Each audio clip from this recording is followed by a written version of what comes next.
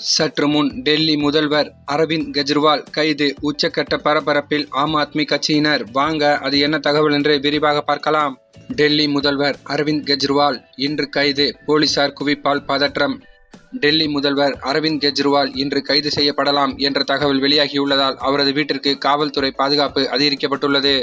இதன் காரணமாக டெல்லியில் பெரும் பரபரப்பு ஏற்பட்டுள்ளது.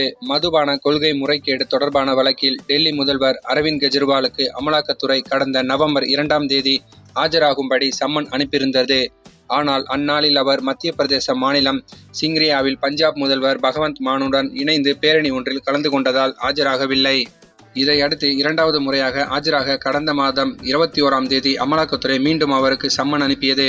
ஆனால் அந்த சமயத்தில் 10 நாள் தியான பயிற்சியில் ஈடுபட இருப்பதால் விசாரணைக்கு அரவிந்த் கெஜ்ரிவால் ஆஜராக மாட்டார் என தகவல் வெளியானது.